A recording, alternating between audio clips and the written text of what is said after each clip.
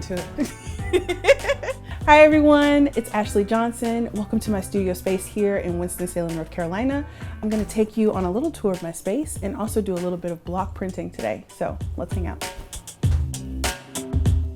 I'm a photographer, I'm a recipe developer, I'm a rug hooker, a crafts person. I do a million and one different things. And so my space is a kind of hub of all of these things put together and also lovingly shared with my bestie, Corey. So Corey and I love art books, and since I do a lot of rug hooking work and you can see a lot of like color and stuff over here, this is like an outline of a big piece that I'm gonna work on soon.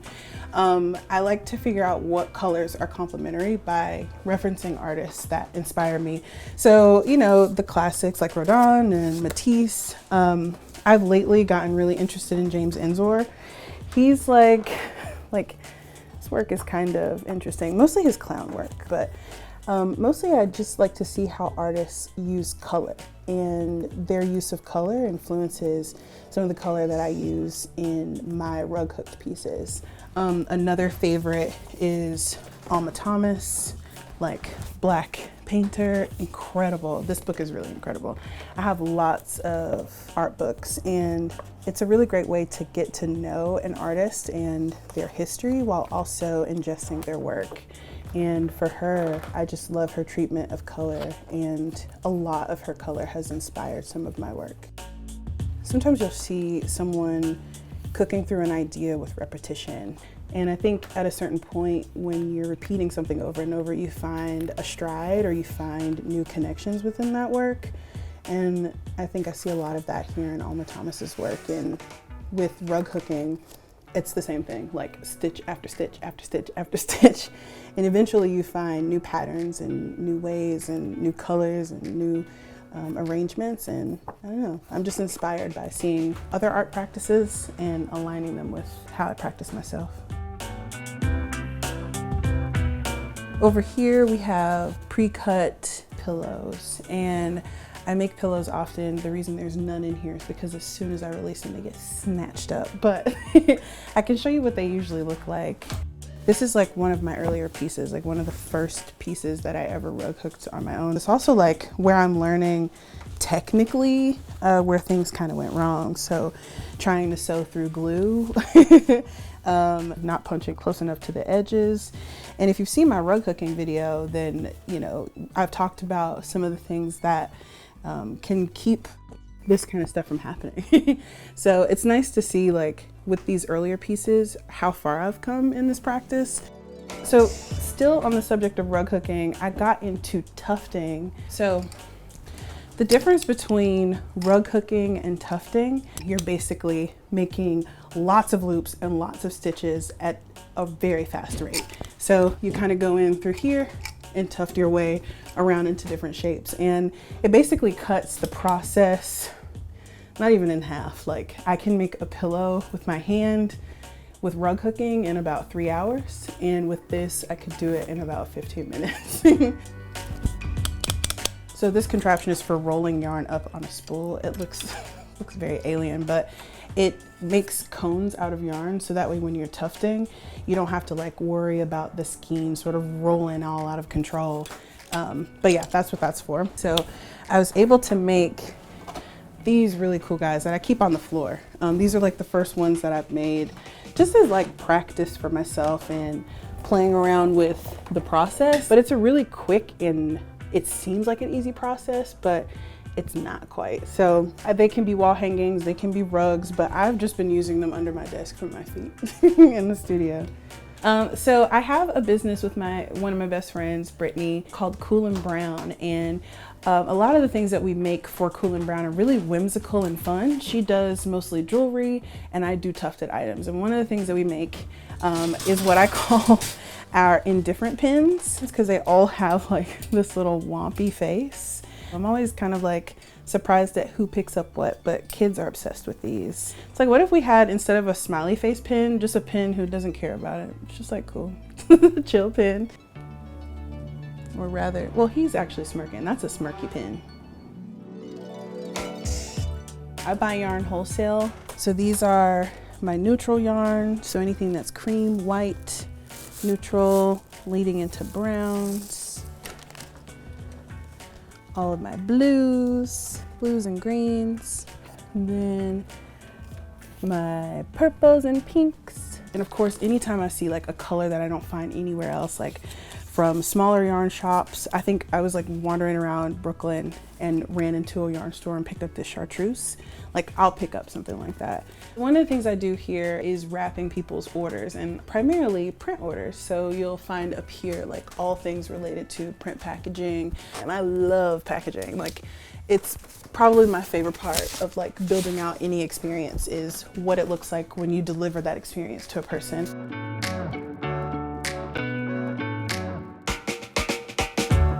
So I wrap all of my prints in this handmade paper. Anytime you order something from me, you will get some version of this. So it's like the one place where I refuse to cut a corner is on this paper, but it's really, really beautiful. So depending on the series or what the image looks like, I will use a complementary paper. So I have a series that has a lot of green in it. So I'll use like green paper, and of course a lot of my work is pretty dark. So mostly like cream, black, white, gold. And then I'll kind of wrap the tubes up in gold and add wax seals, and it's a whole experience. Like, anytime I can do that for someone, it's exciting. So I actually have a few overstock pieces of my art here. So this is actually my studio mate, Corey. I got the opportunity to shoot her for Henry Rose, a perfume brand. The scent was called Flora Carnivora. So we made these almost like hungry looking images. This is another part of that series. Since it was like carnivora in the name, I wanted it to feel wild and like overgrown and eaten. One of the things that I do is making masks, and this is also Corey still. It's a really cool process of like adding netting to a face and building out just a kind of explosion of flora.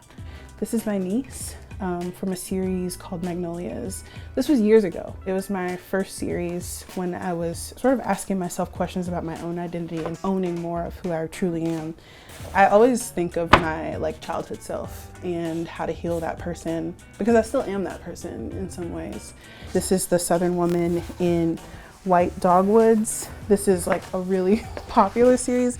It's always interesting as an artist, you never know like who's gonna resonate with what. This is my best friend Izzy, the one I do Cool and Brown with. It's becoming a fine artist, like it feels like almost like a mistake. Like I didn't mean to make the work that I make. So at the end of 2022, I decided I'm gonna finally take this idea out of my head of making a deck of recipe cards. It felt very accessible. It had this kind of heirloom quality to it. So these are what the cards look like now. Like, this is literally all that's left after hundreds, thousands of cards were printed for this project. But I'm really proud. It was a 2-month process of like taking recipes that people had seen on my social media, writing them out, testing them out, designing these cards, designing the experience of these cards, and also having the ability to tell my own stories. This particular recipe came down through me through my aunt, who is from Oaxaca. And so I made this like accessible version, which I call the bootleg pozole version, which kind of cut some corners, but it still has like my own history in it. So all of the recipe titles are really fun. It's like Sorta Sweet Chimi. Chimichurri is like, you know, a really classic South American sauce, and sort of putting my own twist on it and making it a little bit sweeter. This was taken by my friend Daniel. This is purely me, just like making food for my friends in my house. And I wanted a photo that represented me, that didn't feel like super clean and refined, like, hi, I'm a recipe developer. I wanted something that felt like me. And this film photo of just me in my kitchen cooking for my friends is fully me. One thing I didn't anticipate though is that people would always ask me if I had on pants. Because it doesn't look like I do, but I have on pants. This recipe came fully from one of my friends. I made her this pasta. She like went through a heartbreak, flew to my house and was like, can I sleep on your couch for a week? And I say, yeah, sure. But while she was going through that heartbreak, I made her this pasta. And when she got home, she like found, like within a month or so, she found the love of her life. So we've called it the lover's pasta. It only works if it's made for you while your heart is broken by someone who loves you. So you can't make it for someone you have a crush on. You can't make it for yourself. Well, you can make it for yourself, but the magic only works if you're going through heartbreak and someone else makes it for you. What's up, man? Hey! So y'all, this is my studio mate and like bestie, Corey Beck. She's an incredibly talented painter and also instructor. Today, I want her to teach me how to block print. So you gonna teach me? We're gonna do it. Okay. So this is my actually first time being over on your side of the studio, even though we share a room. How you feeling, man? I'm feeling good. So when we were out thrifting, I got some napkins that I want to use on my table. So I thought it'd be cool and a really nice touch, personal touch, if I had my own block printed pieces on the table. So can we talk through the tools? I can finally teach you something, Ashley. So the main tool that you're going to be using is your linoleum cutter. And fortunately today we've got this rubber, which is way easier to carve than linoleum. So nice. What I love about block printing is that it's small, it's easy to carve, you can take it with you, you can have your little stamps on hand and print fabric or paper or all sorts of things. And what are these other tools here? These are called brayers. So this is what you use to basically, with your inking plate, to spread out your ink, which you'll use to put on your block and then turn over to stamp. And what about tools that we'll need to make our design? What do we use for that? So that is when your cutter will come in handy, and you've got different kinds of blades inside. It really just changes the width of the cut, the deepness of the cut, depending on how you're using your tool. So this is something that you've already made, and what I like a lot is literally I can see you in your work. Like, these are your lips. Okay, so I'm starting out with my pencil. So this is the question I've always kind of had about this, because it's kind of like inverted, right? And also backwards.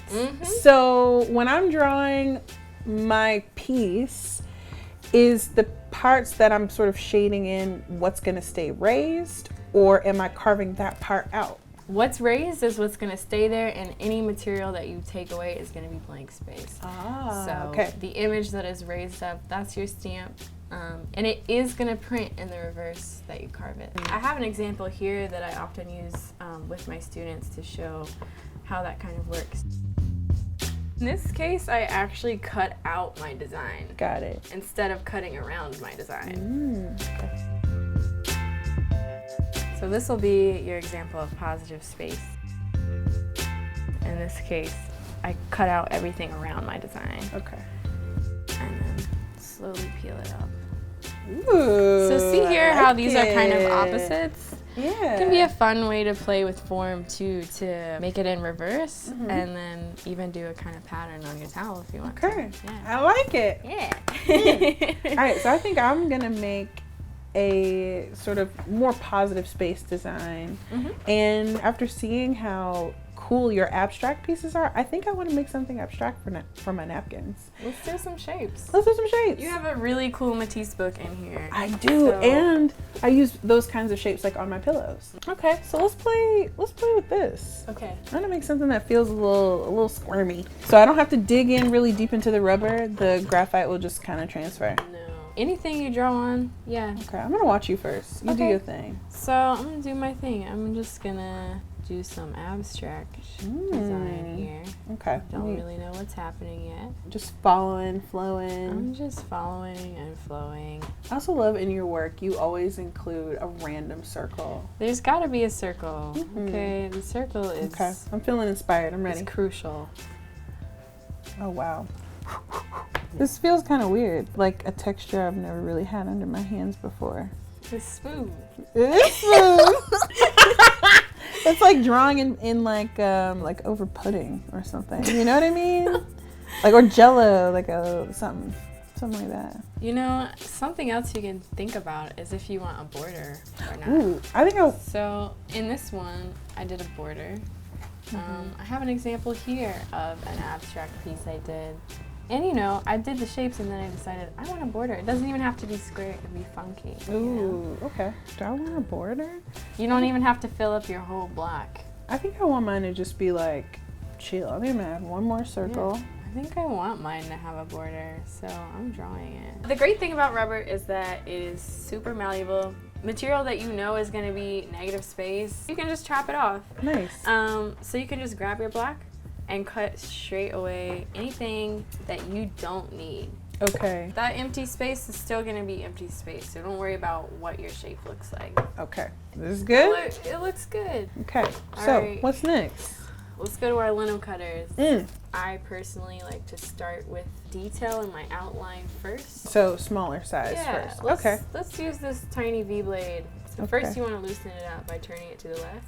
Okay. Pull your blade out. So there's a tiny little semicircle piece in between the middle of the cutter and the outside edge, and that is where you're gonna slide your blade in and tighten it again. Okay. So you're going details first, I'm then going details first. Some people like to go ahead and just take away material, but I think it's nice to start with an outline and then take away larger material with a bigger blade after I do my detailed parts. Got it.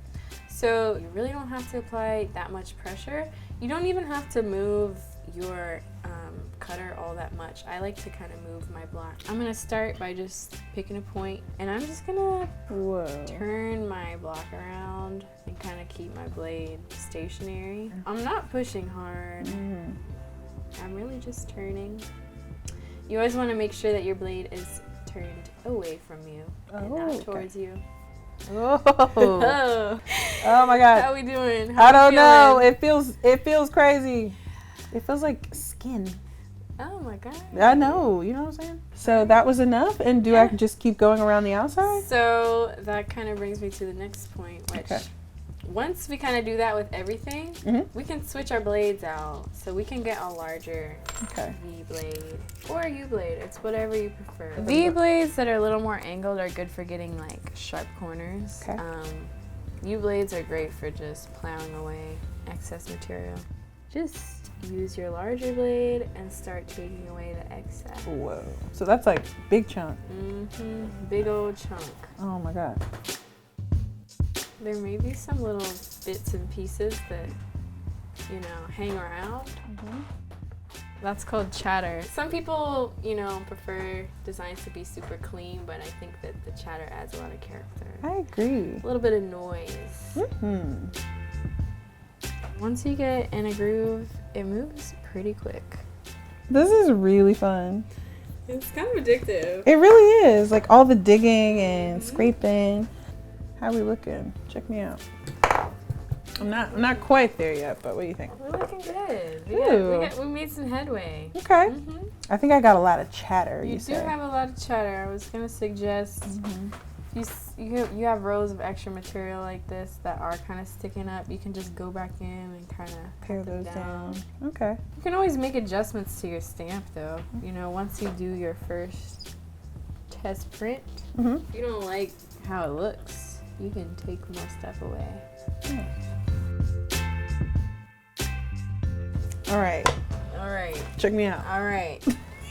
We've cleaned it up. Okay. All right. We ready to do a test print? I feel good. I feel Do good. you want to print on paper first before we do our fabric? Yeah, let's try that out. So just in case I want to make some edits or changes, I can do that. So I kind of think of ink like toothpaste. You really don't need too much. Just don't overdo it. You know what I'm saying? This is my favorite brayer. It's tiny. Okay. Get it on here. I'm actually going to stand up for this. Do you need a bit of pressure for this? Yeah, not too much, but you're gonna want to spread your ink out until you start to hear that kind of tacking sound. This is giving me like ASMR tinglies. Right. I'm into it. So that sounds pretty good. I'm gonna go ahead and ink my stamp like this. Just straight on. Okay. And you might even want to lay the ink on like a few times. Okay. To get it opaque enough for your paper. That looks pretty good. Press it down and apply pressure in all four corners. Slowly peel it up. Ooh, yeah, like that. I like that. That's nice. All right, so I'm just bringing it down. All right, am I ready? You're ready. You're sounding good. All right, so look at my design. Look at it. I see my chatter, like what would show up as chatter. Okay. All right, and you are gonna want to press like, you know, kind of hard. Okay. All right, I'm gonna stand up.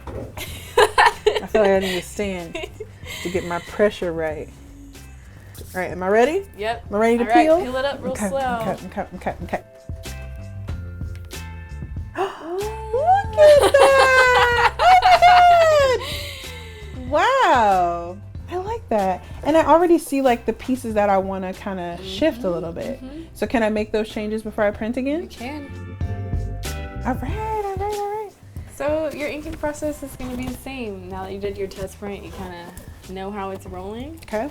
Going to do the same thing on the fabric. It might, you know, look a little different. Okay. Naturally, the fabric has a rougher texture than paper does. Okay. Do I want center or do I want edge for these? How do you like your napkins?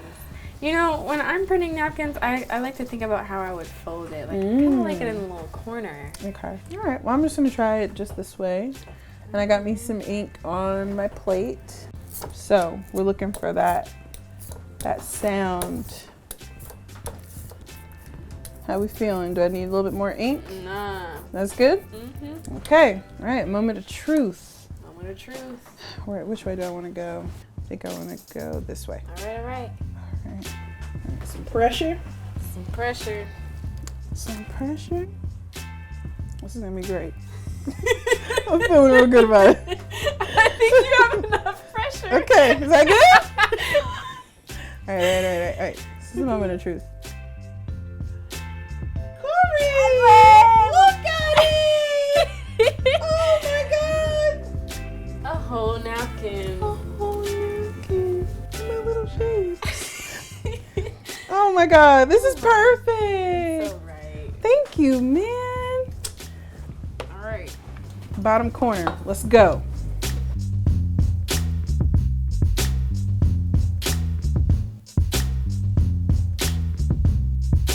Look at that. Let's do one with a color. All right.